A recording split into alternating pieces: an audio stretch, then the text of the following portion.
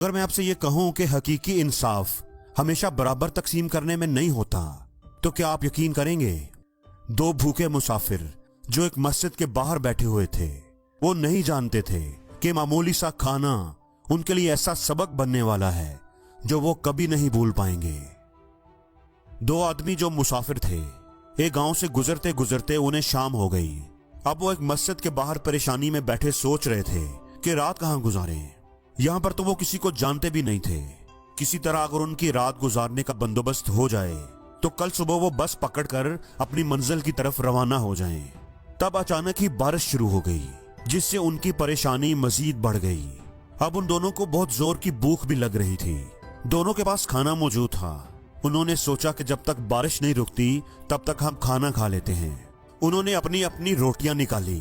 پہلے کے پاس 3 روٹیاں تھیں اور دوسرے کے پاس 5۔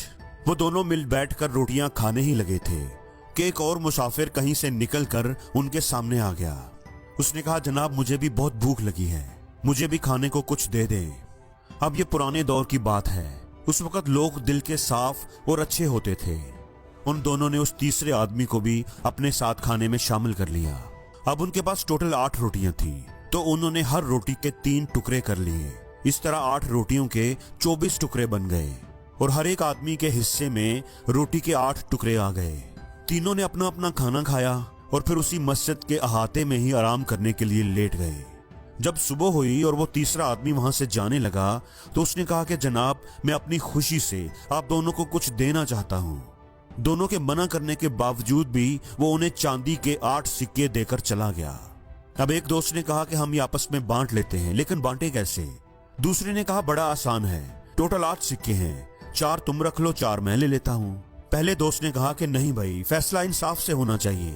میرے پاس تو 3 روٹیاں تھیں اور آپ کے پاس 5 روٹیاں تھیں، تو 3 سکے میں لے لیتا ہوں اور 5 سکے آپ لے لیں۔ اب دوسرا کہتا ہے کہ نہیں، ایسا نہیں ہو سکتا، 4 تمہارے اور 4 میرے، ہم ان کو برابر برابر تقسیم کریں گے۔ اب اس بات پر دونوں میں تکرار ہونے لگی۔ کوئی بھی اپنی بات چھوڑنے کو تیار نہیں تھا۔ ان دونوں نے ادھر ادھر دیکھا تو مسجد کے کونے میں انہیں ایک بزرگ بیٹھے نظر آئے۔ وہ دونوں ان کے پاس چلے گئے اور اپنا معاملہ ان کے سامنے رکھ دیا اور کہا کہ آپ ہمارا فیصلہ کر دیں، آپ جو بھی فیصلہ کریں گے ہمیں قبول ہوگا۔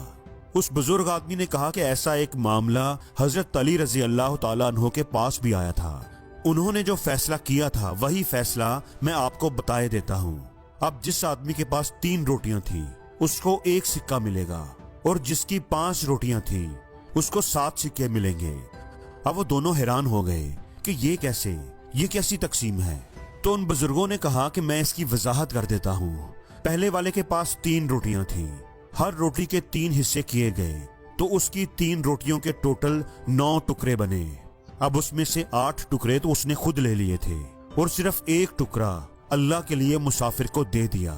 دوسرے آدمی کے پاس 5 روٹیاں تھیں، ان 5 روٹیوں کے ٹوٹل 15 ٹکڑے بنے۔ ان میں سے 8 ٹکڑے اس آدمی نے خود لے لیے اور باقی بچے 7 ٹکڑے، تو اس نے 7 ٹکڑے اللہ کی راہ میں اس مسافر کو دے دیے، اس لیے اس کا حق 7 سکوں کا بنتا ہے۔ ان دونوں مسافروں کو یہ بات سمجھ آ گئی اور انہوں نے حضرت علی کے اس فیصلے کو مان لیا اور وہاں سے چلے گئے۔ دوستو، یہ چھوٹی سی کہانی ہمیں سکھاتی ہے کہ اللہ والوں کی جو سوچ ہوتی ہے وہ ہم سے الگ ہوتی ہے۔ خدا کے فیصلے ہم سے الگ ہوتے ہیں۔ جو لوگ اللہ کی رضا کے لیے اللہ کی راہ میں خرچ کرتے ہیں، خدا بھی ان کو پھر خوب نوازتا ہے۔ آج کے زمانے میں تو کچھ لوگ صرف اس لیے خرچ کرتے ہیں، ڈونیٹ کرتے ہیں تاکہ ان کی واہ واہ ہو جائے، ان کا نام ہو جائے۔ اگر آپ صرف دکھاوے کی غرض سے خرچ کریں گے تو آپ کو اس کا اجر نہیں ملے گا۔ مدد تو ایسی ہونی چاہیے جو آپ کر بھی دو اور کسی کو پتہ بھی نہ چلے۔